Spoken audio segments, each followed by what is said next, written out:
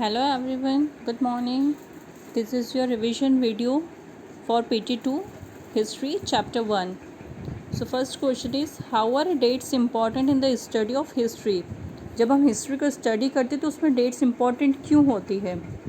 Historians arrange the past event they are studying in order of time, which help them to establish connection between them and understand how one event led to another. जब historians क्या करते हैं, past events की study करते हैं तो वो लोग इन ऑर्डर ऑफ टाइम उनको अरेंज करते हैं कि कौन से टाइम पीरियड में कौन सा इवेंट हुआ है, जिससे कि उन्हें कनेक्शन इस्टेब्लिश करने में हेल्प मिलती है. Events arranged in order of time are also helpful to compare the past and present events. Events को जब वो अरेंज करते तो वो हेल्पफुल भी होता है कंपैरिजन करने में कि प्रेजेंट में वो कैसा हुआ और पास्ट में कब हुआ था और कैसे हुआ था. In this way dates are important in the study of history. इसलिए हिस्ट्री स्टडी करने के लिए डेट्स इम्पॉर्टेंट होती है. Next, how did history come to be associated with string of dates? History में जो डेट्स की स्ट्रिंग बनती है वो क्यों होती है? History in the past was all about the lives and activities of rulers. Historians recorded all big and small events connected to the lives and policies of the rulers and noted down the exact dates. Past में क्या होता था, जो भी history होती थी वो किससे रिलेटेड होती थी? जो रूलर्स होते थे, जो रूल करते थे, किंग्स होते थे, उनके लाइफ्स, उनके प्रैक्टिसेस, उनकी एक्टिविटीज़, वो सब उसमें बताई जाती थी. सो हिस्टोरियंस जब रिकॉर्ड करते हैं सारे बिग और स्मॉल इवेंट्स, तो उनको डेट्स चाहिए रहती है कि कौन से रूलर का बर्थ कब हुआ, उनका क्राउन कब हुआ, उन लोगों ने कब वॉर बैटल हुआ, उनका जो भी था सब, तो उसके लिए उन्हें डेट्स की नीड होती थी. इसलिए हिस्ट्री में डेट्स की इतनी इम्पोर्टेंस होती है. How do the set of dates change with the shift in scope of study of historical events? Explain with an example from medieval period of India. जो हिस्टोरिकल इवेंट्स की date होती थी वो scope के according change हो जाती है. कैसे, और उसका example. While studying the political history of emperor Akbar, we study about the date when he was crowned, the battle he fought and important alliances he made with other rulers of India that benefited him in expanding his empire and in bringing political stability in his empire. इसमें example दिया है emperor Akbar का.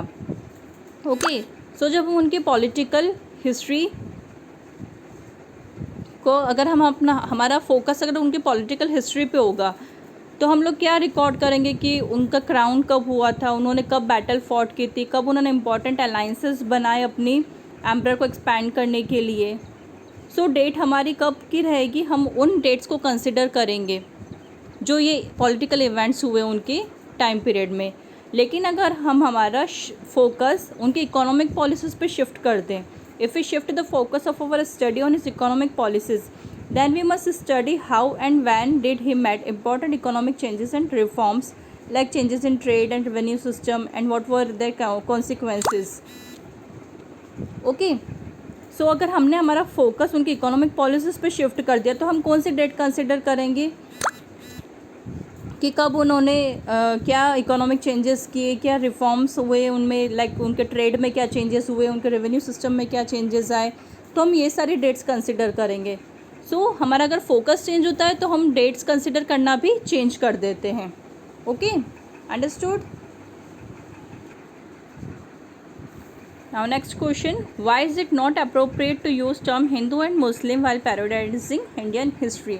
जब Indian history को periodise किया गया तो जो हिंदू पीरियड, मुस्लिम पीरियड दिया गया है तो वो क्यों सही नहीं है? Referring the two periods of Indian history as Hindu and Muslim period is based on particular religion. जो उनको इंडियन हिस्ट्री को टू पीरियड्स में डिवाइड किया, Hindu period and Muslim period, वो अकॉर्डिंग टू पर्टिकुलर रिलीजन के हिसाब से उन्होंने डिवाइड कर दिया. It ignores the fact that during no time in Indian history was the subcontinent ever ruled by rulers of a single religion. उन्होंने इस बात को इग्नोर कर दिया कि ऐसा कोई भी टाइम पीरियड नहीं आया इंडियन हिस्ट्री में जब किसी एक ही रिलीजन का रूलर हो और उसकी सारी जो जनता है, जो प्रजा है, वो भी सारी एक ही रिलीजन की हो. ऐसा तो पॉसिबल ही नहीं है.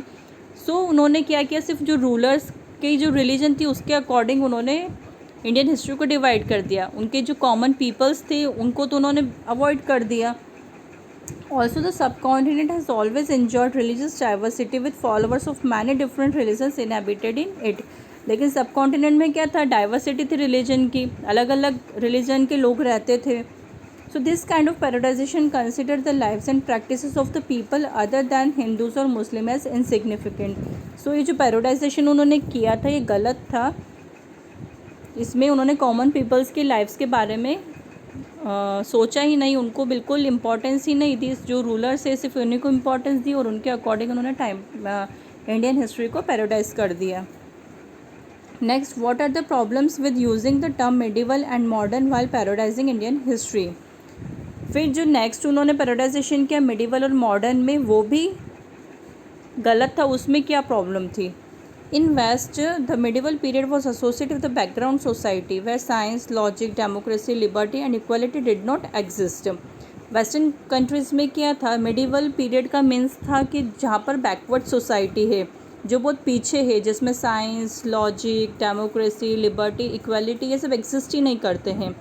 लेकिन जो इंडियन सब कॉन्टिनेंट था तो मेडिवल पीरियड के टाइम में भी वहाँ पर एडवांस्ड साइंस थी, ट्रेड भी अच्छा था, कल्चर था, एडमिनिस्ट्रेटिव सिस्टम गुड था वहाँ का.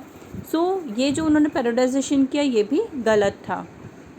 फॉर दिस रीज़न ये हमें इम्प्रॉपर लगा कि मेडिवल और मॉडर्न पैराडाइजेशन में उन्होंने उसको इंडियन हिस्ट्री को पैराडाइज किया.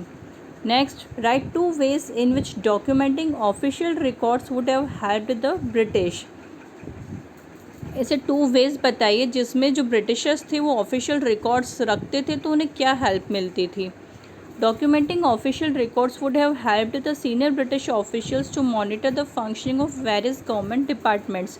जो सीनियर ब्रिटिश ऑफिसर्स थे उन्हें हेल्प मिलती थी रिकॉर्ड रखने से, वो लोग अच्छे से अपने गवर्नमेंट को मॉनिटर कर पाते थे.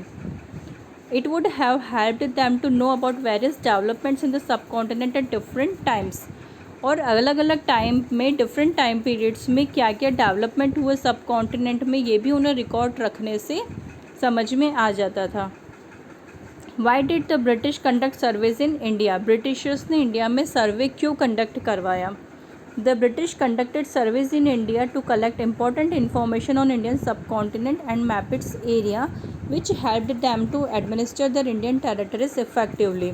ब्रिटिशर्स सर्वे इसलिए कंडक्ट करवाते थे इंडिया में ताकि उन्हें इंडियन सब कॉन्टिनेंट के बारे में इम्पॉर्टेंट इन्फॉर्मेशन मिल सके, वो एरिया को मैप कर पाएँ जिससे कि वो इफ़ेक्टिवली यहाँ पर एडमिनिस्टर कर सकें. इसलिए उन्होंने सर्विस करवाए इंडिया में. Why are non official literary sources important in studying the history of colonial period. Colonial period की जो हिस्ट्री थी उसमें नॉन ऑफिशियल लिटरेरी सोर्सेज को भी इम्पोर्टेंस क्यों दी गई. Unlike the administrative records of British government, the non-official literary sources were written by Indian natives. अब जो कॉलोनियल पीरियड में जो लिटरेरी सोर्सेज थे वो तो किसने लिखे थे, ब्रिटिशर्स के द्वारा लिखे गए थे. लेकिन जो नॉन लिटरेरी सोर्सेज थे वो इंडियन नेटिव्स ने लिखे थे.